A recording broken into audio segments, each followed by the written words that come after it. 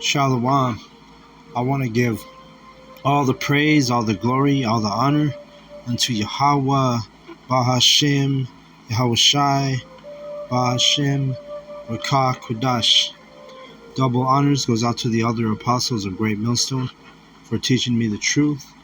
Also want to acknowledge all the Akyam who are pushing the truth with sincerity throughout the four corners of the earth. And Shalom to the elect of the nation of Israel. Alright, so I'm going to, through the Spirit, go in on Ezekiel 11. It says, Moreover, the Spirit lifted me up and brought me unto the east gate of the Lord's house, which looketh eastward, and behold, at the door of the gate 25 men, among whom I saw Jazaniah the son of Azur, which I looked it up. Jazaniah, he was a Judite. He was from the tribe of Judah. And then Pelatiah, the son of Benaiah, princes of the people. All right, so these were Israelites who were, princes, high status Israelites. And this, when reading this, it makes you realize, and it reminds you that, hey, Yahweh, Ba'ashim Yahushai, hey, they're a terror to our people. So how could you sit there and feel like that they wouldn't terrorize the heathen, like it's about to happen in these last days, right? One of the days for the day of Yahweh, the day of wrath, is also, the Bible also calls it the day of the heathen, because Yahweh's he's gonna destroy the heathen, and he's also going to destroy the Israelites who are in the heathen mindset and who are, walking around acting like heathen. You see? Verse 2. Then he said to me, Son of man, these are the men that devise mischief and give wicked counsel in this city. So he's prophesying against Israelites right here, the 2/3, right? Ezekiel. It says, verse 3, which say, it is not near, let us build houses. This city is the cauldron, and we be the flesh. Therefore prophesy against them, prophesy, O son of man. So Yahweh is telling Ezekiel to prophesy against these Israelites, these wicked Israelites. Alright? It says, and the Spirit of Yahweh fell upon me and said unto me, Speak, thus saith Yahweh, thus have ye said, O house of Israel, for I know the things that come into your mind, every one of them. Ye have multiplied your slain in the city, and ye have filled the streets thereof with the slain. So these were wicked Israelite leaders, and that's how the spirit of the prophets. When you're the Lord calls you to be a prophet, hey, you're gonna be prophesying against all kind of different people, even Israelites. You see. Let me see something real quick.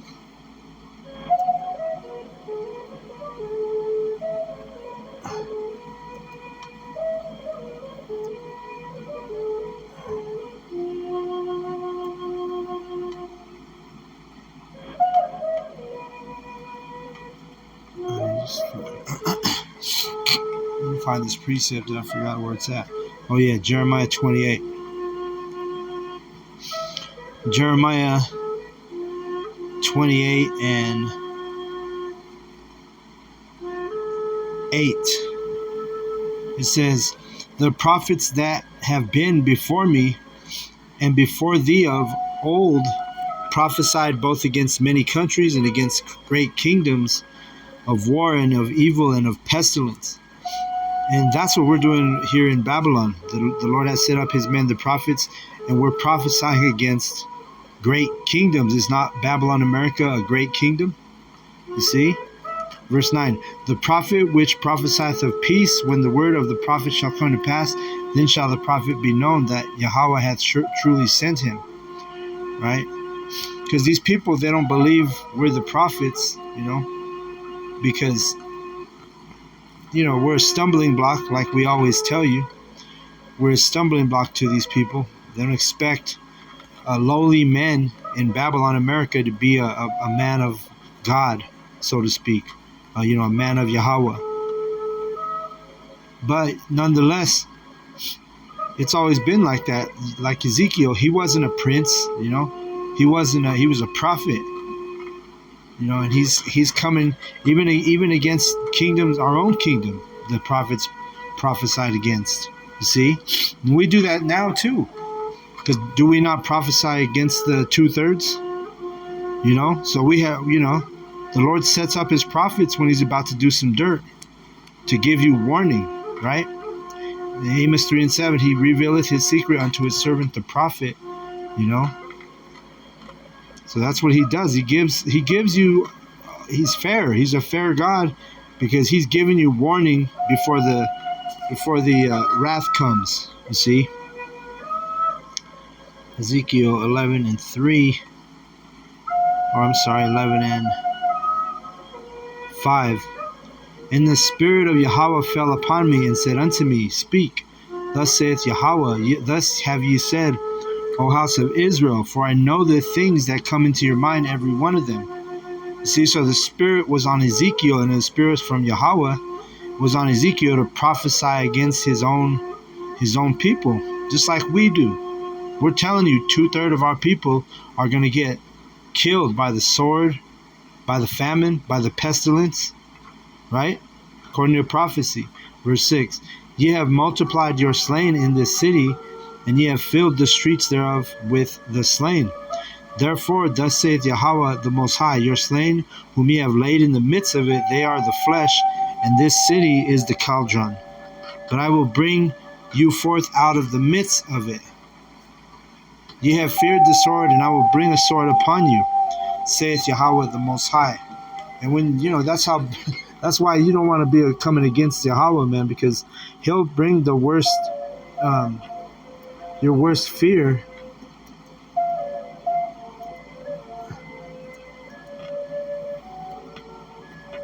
upon you, right? There's a verse in the scriptures, let me see.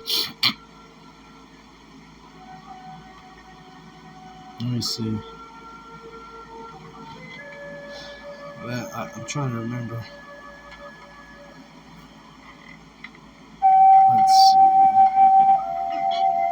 Let's go to Isaiah. Let me see what Isaiah 66 says.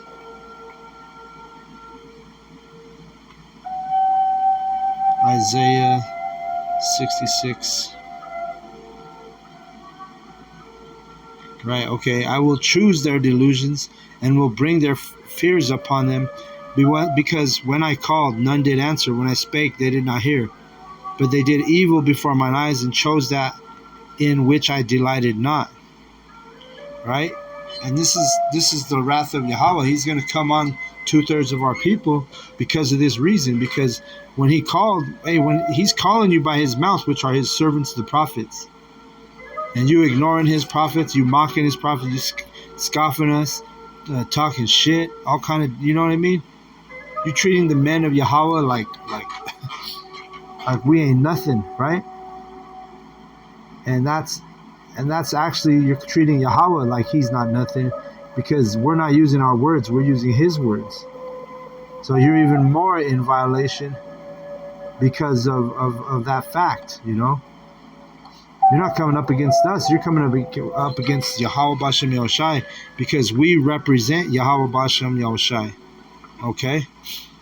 Let me get this in the this Isaiah 66:4. Let me see, this is a different version.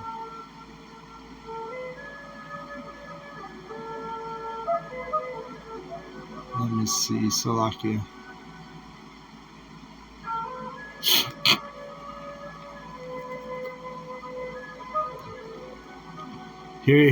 I'll just read this one. This is in the NIV. It says, So I also will choose harsh treatment for them, and I will bring on them what they dread. For when I called, no one answered. When I spoke, no one listened. They did evil in my sight and chose what displeases me. All right? So that's the 2/3, man. Verse 5. Hear the word of Yahweh. Or no, I'm sorry. Ezekiel 11. I think on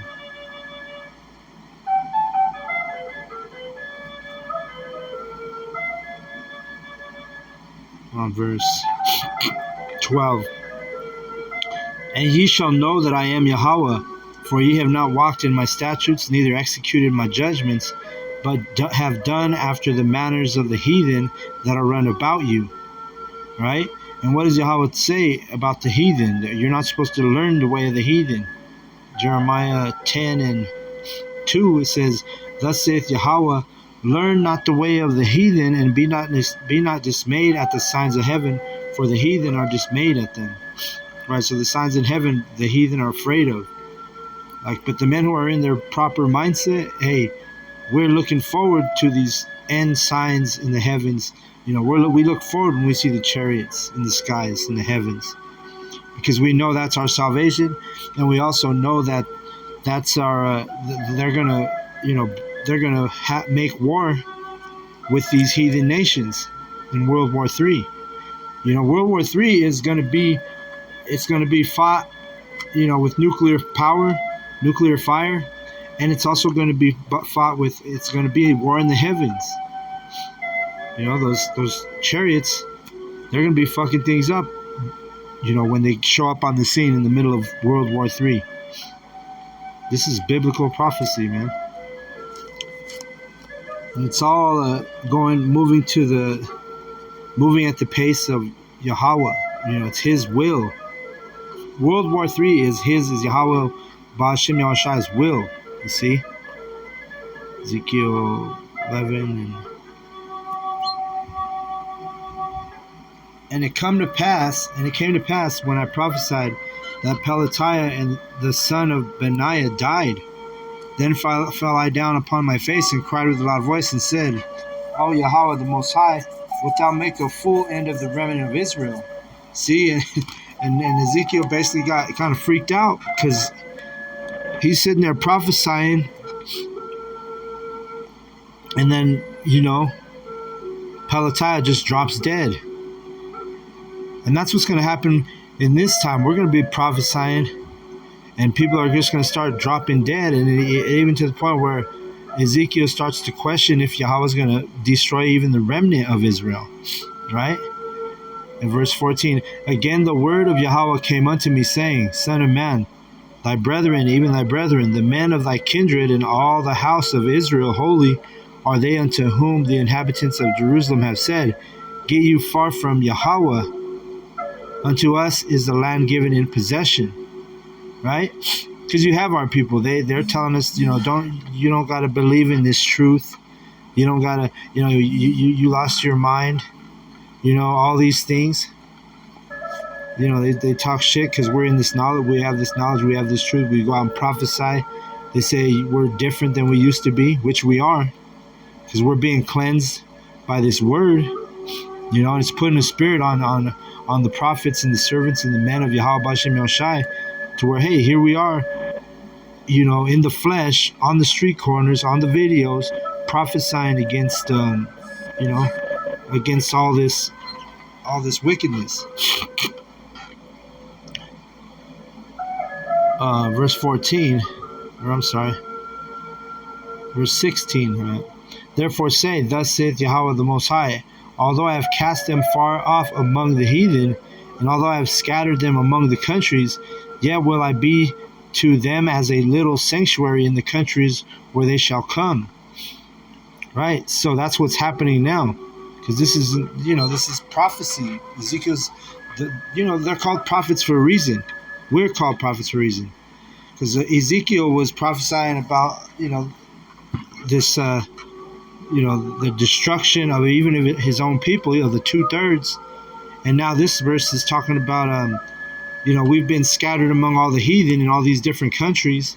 And now this is the little sanctuary coming together. It says, in the countries where they shall come. Right? Because the 144,000, that's a small number compared to the entire, number of people on the planet Earth. There's like 8 billion people. And, actually, let me see.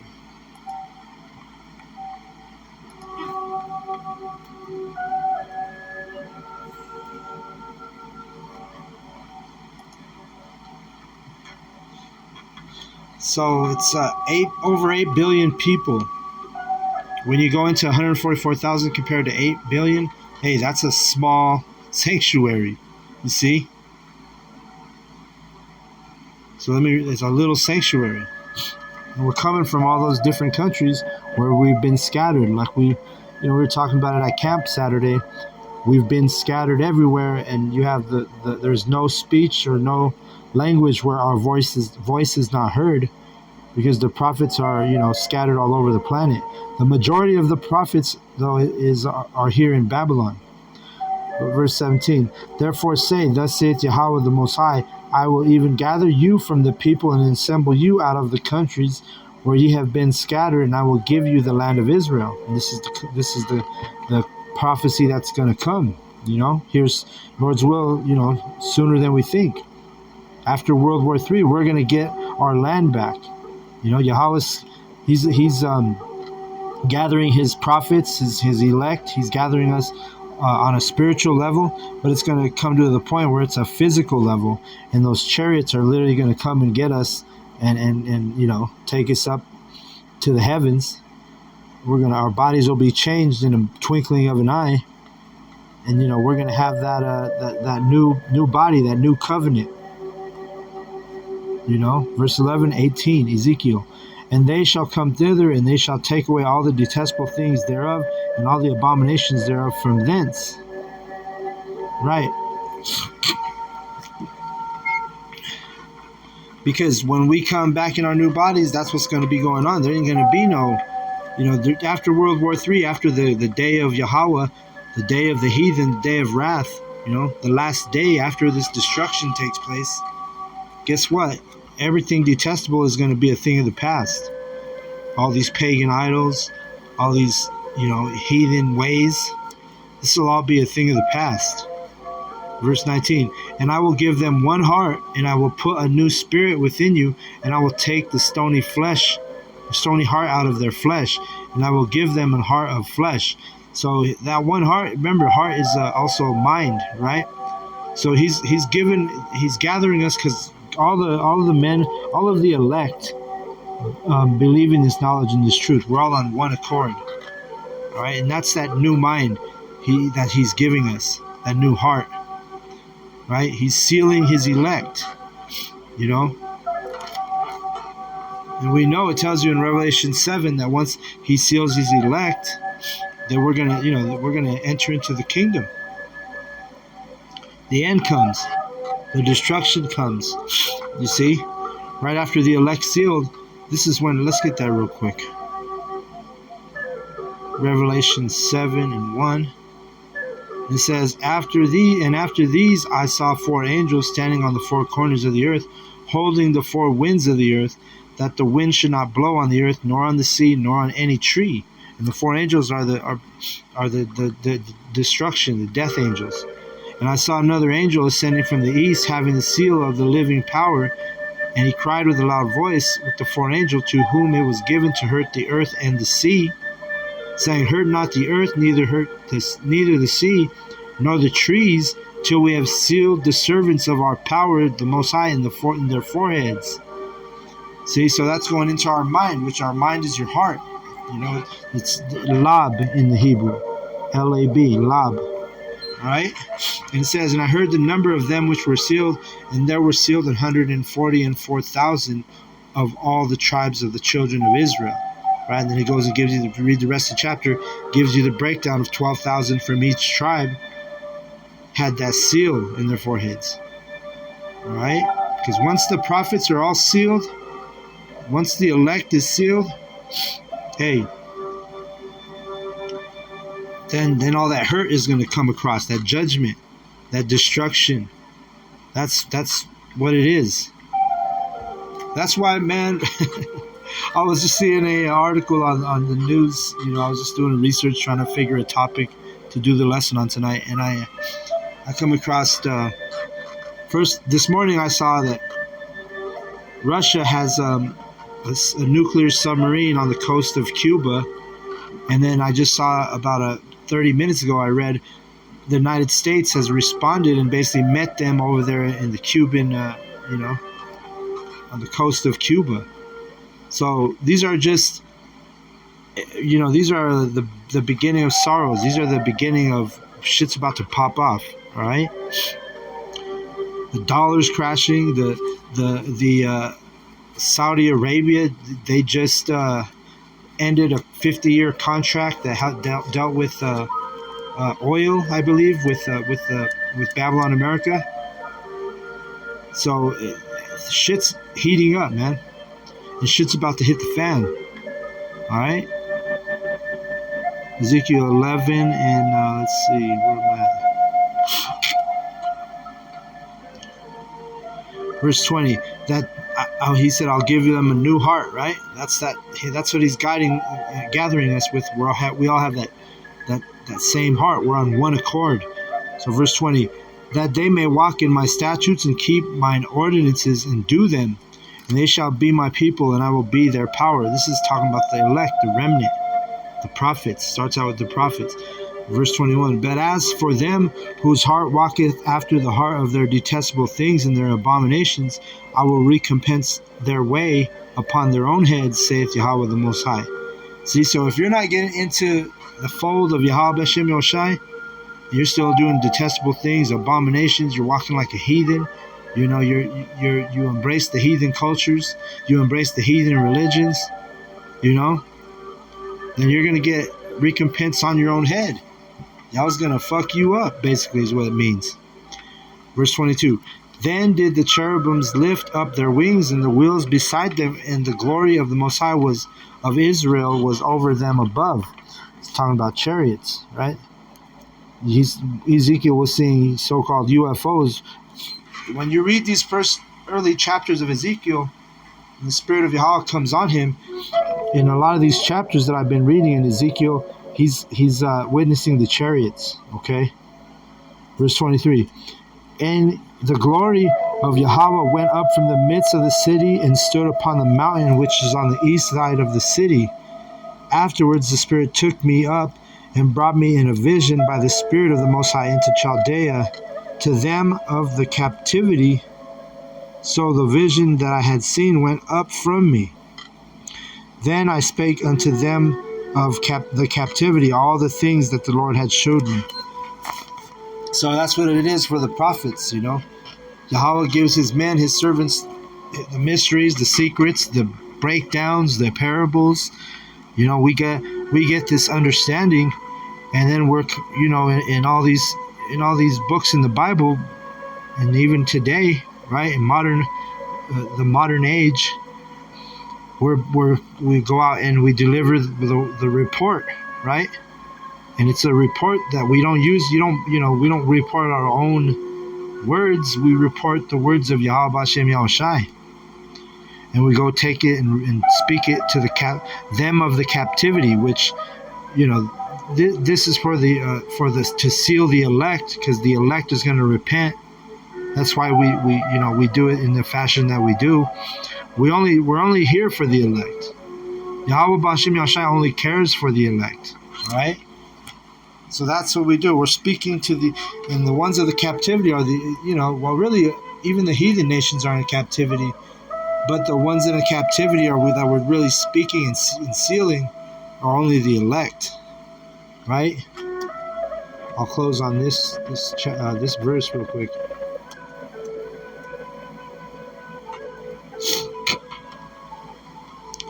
This is so we prophesy against the heathen. We prophesy against the 2/3, and it's always been that way throughout history. And it's Yahweh gives us the vision, he gives us the prophecies, the understanding of the prophecies, and our job is to come, like we're commanded, go out to the children of the captivity and prophesy, which means teach. Wisdom of Solomon 3:9, it says, they that put their trust in him shall understand the truth. Just like I said, who's going to understand the parables, the breakdowns, the prophecies? The elect. It starts out with the prophets. And such as be faithful in love shall abide with him, for grace and mercy is to his saints, and he hath care for his elect. See that? He doesn't care about the 2/3. He don't care about the heathen. I mean, he does. He loves the 2/3, but they're like those bad kids that you have a bad kid and you have a son or something. He can't get right, so he ends up in prison and somebody ends up killing him in prison. That's how the 2/3 are like, right? You'll feel bad, but in the kingdom, you always got to be on point. We know that the 2/3 are going to be greatly blessed. But right now, they're like that son that can't get right and he keeps committing crimes to the point where he gets thrown and locked up in prison, and then somebody in prison kills him. That's what you can compare the 2/3 to. You see? That's a good analogy, I would say. Let me read verse 10. But the ungodly shall be punished according to their own imaginations, which have neglected the righteous and forsaken Yahweh. Right. You neglect the words of the prophets. You neglect the men who are out here on the street corners and on these videos telling you the real truth, the true doctrine, So you're gonna get punished for that. All right? So I'm going to go ahead and close out on that. I want to give all the praise, all the glory, all the honor, all the love unto Yahweh, Ba'ashem, Yahushai, Ba'ashem, Rakakadash. Double honors goes out to the elder apostles of Great Millstone for teaching me the truth. Also want to acknowledge Alakia on pushing the truth with sincerity throughout the four corners of the earth. And shalom to the elect.